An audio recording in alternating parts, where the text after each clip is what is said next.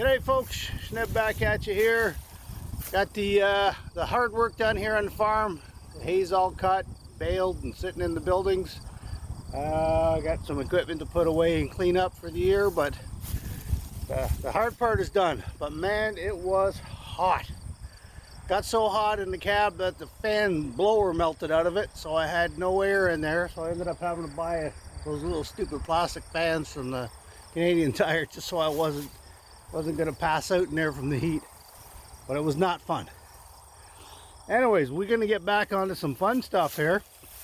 While I was doing hay, my wife decided that I needed a better pickup. Got the old white Dodge back there. I usually use that thing to pull the hay wagon around. And it's got more vacuum leaks than Kellogg's has cornflakes. So every time you touch the brakes it stalls, and she was getting frustrated with it, and I don't have time to go through that rat nest of things that's wrong with that truck. Then I got my old 2500 Chevy way back over there behind the Corvette, and that one I ended up bluing a rod in it. It's got the 7.4 big block in that thing. I love that truck, but I don't have time to pull that apart and put new bearings and rebuild the engine. So that'll have to go in the back burner. And then I got another 93 Chevy back there. The four-wheel drive went out of that one. So it actually has 500,000 kilometers on it, which I don't know what that is in America miles, but it's a lot. It's a lot of miles. Anyways, the four-wheel drive don't work on that, so it's no good for pulling a hay wagon around through a field. So the wife went out and bought me a truck. And of course, you know, if you know me, anything I buy is going to have a fair bit of use already out of it before I get my mitts onto her. So we got a 2005 Silverado 1500 HD, so the heavy duty, got the thick frame on it, and the 8-bolt 3/4 ton axles and all that good stuff. But she's a bit of a worker. She's a 50-foot truck. It's got a lot of rust on her. But I got a parts truck. Kind of fits some parts, not everything. Yeah, there's some of the hay. Got the rest in another building. 98 round bales, so this is a good week of work. Anyways, here's the truck. I got the back wheels off of there. She needs back brakes. Parking brakes are totally disintegrated. Rotors. Oof. I don't know how the dude was driving it with the rotors. It was literally, the grooves are so deep I had to get in with a pry bar to pull the thing apart. And she's got all the typical Chevy rust on the box. This is the good side. So yeah, the inners are gone in here, and you know, you can see the box is starting to come apart in here. Cab corners, as per usual. Rockers are, well, non-existent. I think this one's got about 1 foot of rocker here that's still good. Surprisingly, the front brakes were good. But she's, like I said, it's the crew cab. It's got 6-liter in it, so the bigger engine, which is good. I like the bigger motors. I like the pull. And it needs some TLC. Door handle busted off. I already went ahead and took the big wheels off my 3/4 ton, because they had almost no miles on them when the rod bearing went out of it. So I got some 285s on her. I got a little clearance issue right here. I got to trim up the plastic just a bit. It's not a problem considering it already hangs down, so it'll be easy to trim. And driver's rocker, same thing. Driver's door handle's just about the same as the passenger's. It's pulled out, but it works. Miracle. And again, cab corner. Here's the good side. This has got speed holes in it, but that's a result of the fact that there's no inners in it left anymore. Yeah. It's got little peekaboo handles in here, so you know that's always a good thing. It makes it go faster. Less air resistance when you have that. So yeah, that needs to be fixed. So you know, like I say, brakes is the big thing. It's going to cost the most. Rocker panels are dirt cheap for this truck as well. Let's be honest, every Chevy ever made has that problem. Same as that, same as the door handles and cab corners and all the normal stuff. It's no big deal to do the body work.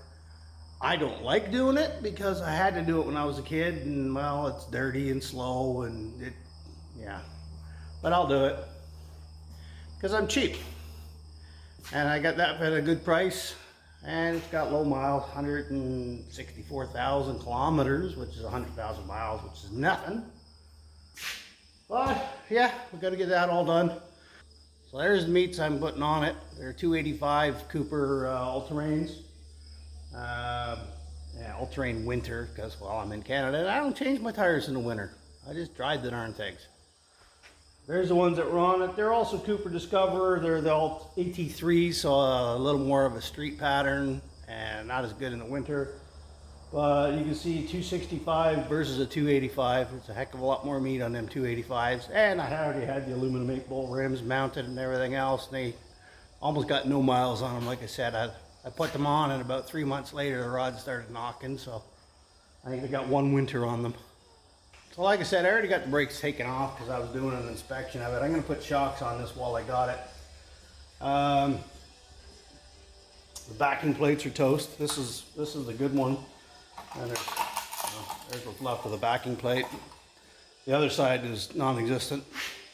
So we're going to get those changed out whenever the parts show up. It's supposed to be out for delivery today, so we'll see. There's my rotor.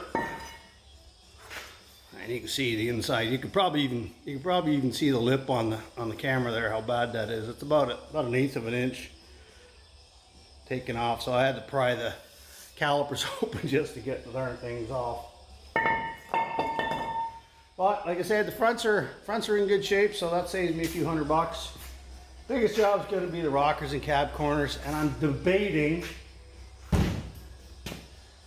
Like I said, this is the good side. I'm debating just taking that box off of that 2001 that's out there and slamming that on. I know it's gray, but I can always paint it. I got to paint the rockers and cab corners anyways. Maybe I'll go that route. Well, I'll tell you what though, having that lift, I can't believe I went all these years without one. I know it's a big pill to swallow to put the cement in and the car lift and modify my roof trusses so it could fit in here, but worth every penny, man. Worth every penny. I'd do it again in a heartbeat. Well, first trip to the auto body supply. It's actually one of the few things we got out here in the sticks. It's literally across the highway and down one dirt road there's a body supply, so quite convenient for me. Ooh, wow. I'm not going to say anything too soon because I still got the other side to do, but fingers crossed.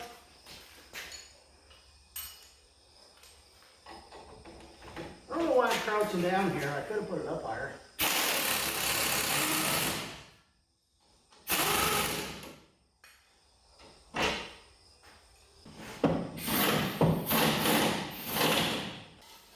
Yeah, there wasn't a whole lot of shock there. That first half was air.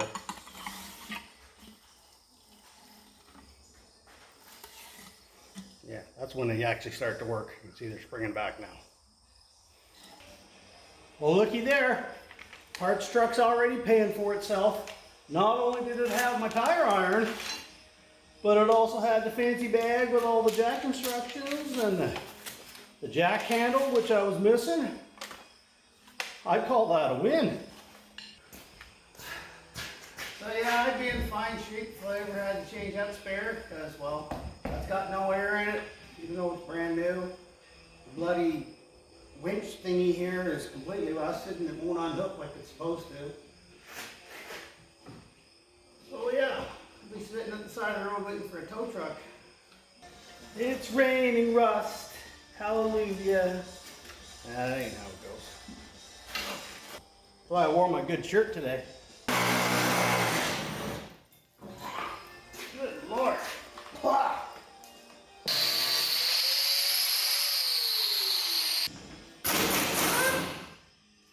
Guaranteed every time. But I got my mud flap off. Have to get me some gator juice here to wash that rust down. Crunchy.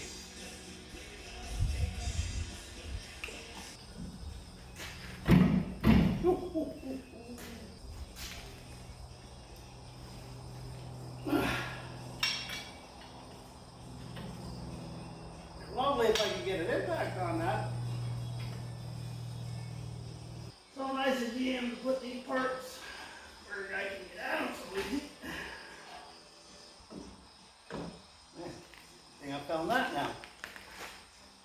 The brake line.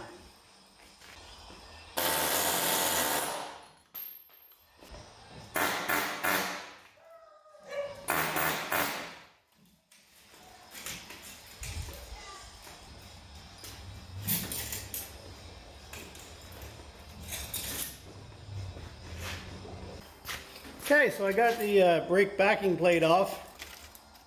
If you can make sense of that jigsaw puzzle. And that's the good side. The other side is basically just the center where the bolts are. So there's where it goes. 4 giant bolts that go through and hold this entire assembly.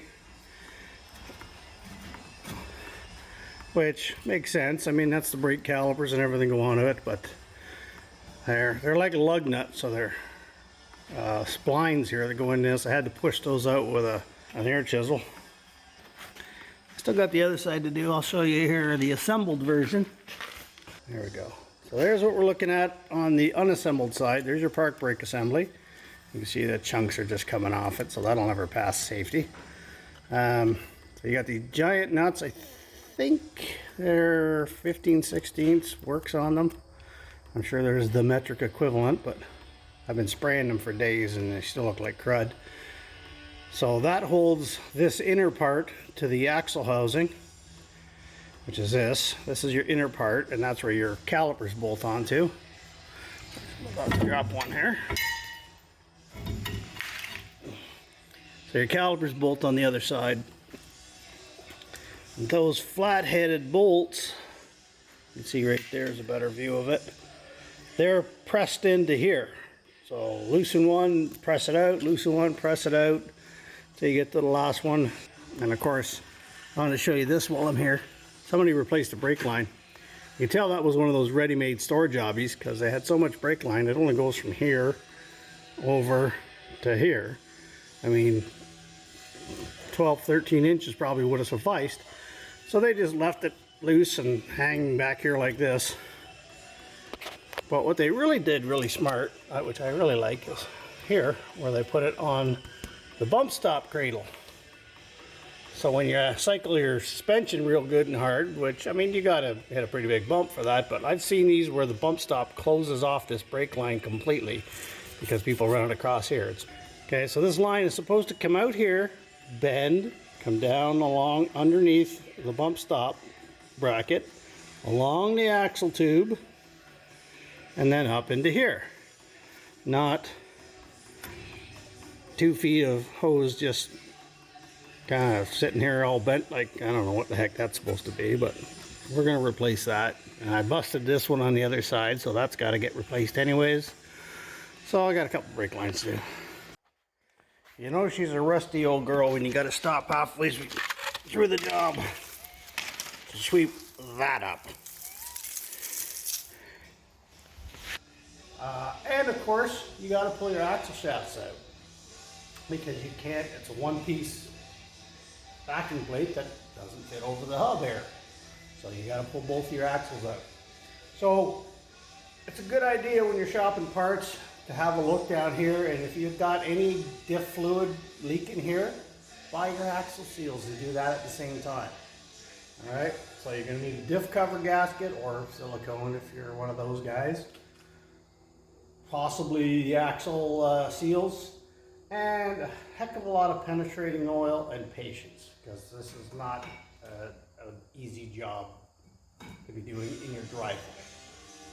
Okay, 9 times out of 10, these adjusters are seized up, and this one is definitely seized up. All I do is pry off the adjuster, which comes off pretty easy most of the time. It's literally rusted to the pad. There we go. Okay, so it was just, okay, if that doesn't thread, here's your thread, and that does not moving at all. This part was rusted right to the pad. You see that's never adjusted at all.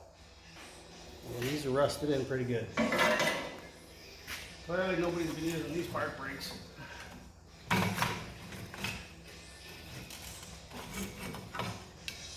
Nobody ever uses a park brake.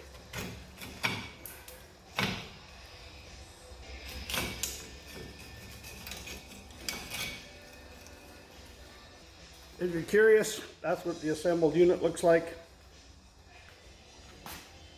The fact that you gotta go through this much work to change a dust shield speaks volumes of the engineering that goes on in some of these people's minds. It's a dust shield. Why would you put it on with like two little 3/8 bolts or something from the inside? You know, two-piece or something, so that you don't gotta pull the axle. Back these nuts out till they're flush with the ends of the bolt. And that's because you don't want to screw up the threads on your bolt. I'm sure they probably charge $17.99 a bolt. So you want to leave one kind of tight, preferably one that's easy to get at. Back the other three off. So what I'm going to do is use this hair chisel here on the back side of the bolt to push it. You can see I can't even get at it straight, just where it is, to knock these bolts loose.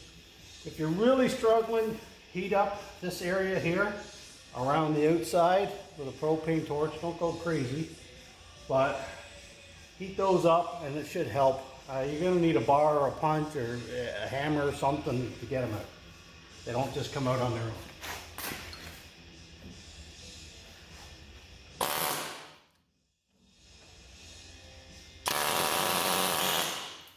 See that pop loose? For the last one, I'll grab a pair of vice grips and just hold it in place at the bottom and then push that bottom one out. Okay, so you can see it's a pretty stout nut and bolt. You see, just like a lug nut, it's got the teeth on it that grip into the housing so it doesn't spin instead of putting an actual bolt head on that side. It's always a worrying moment when you see someone's been in here and there's silicone all up the side of the housing and around the nuts. There's a few rock rashes on it. These things are so rusty.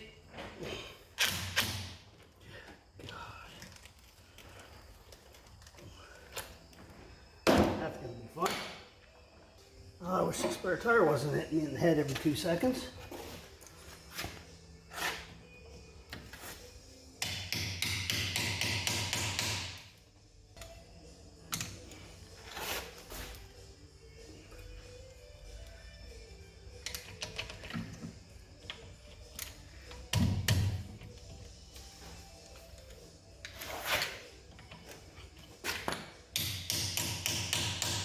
Probably asking why the extension.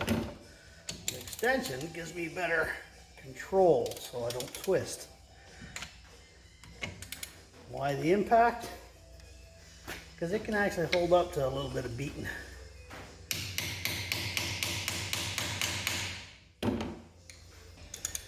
Well, it's time consuming and frustrating, but knocking the socket on like that before you try them,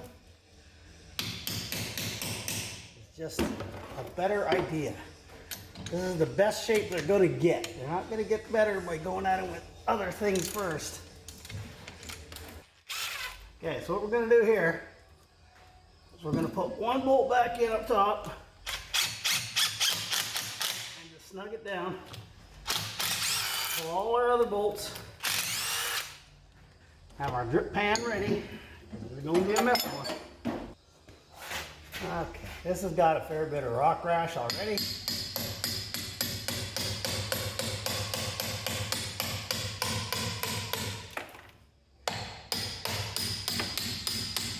But because they siliconed it, it ain't gonna go easy.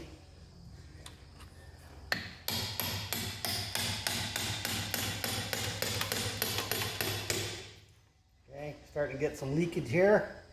But because we got that top bolt, it's gonna leak, but it ain't gonna pop off and splash everywhere.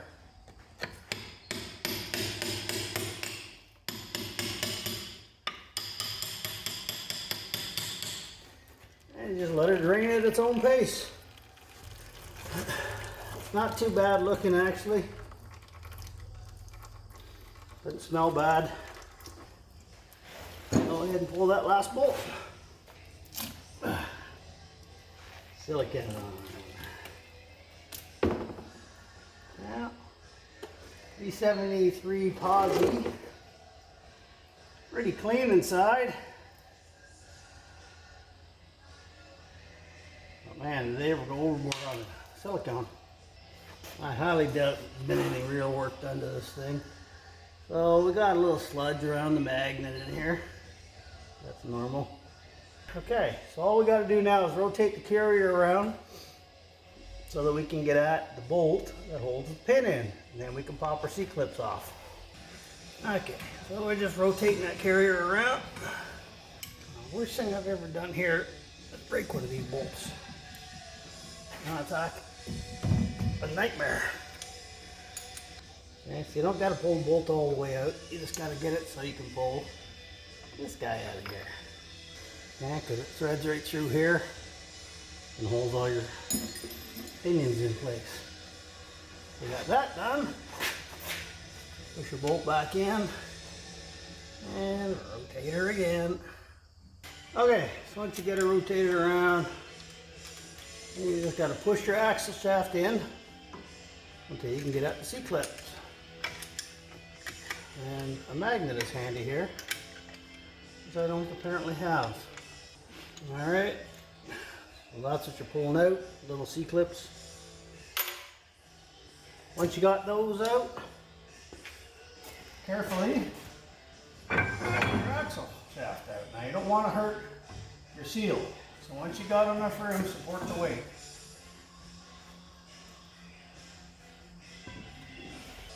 Now you have full access to the evil plate.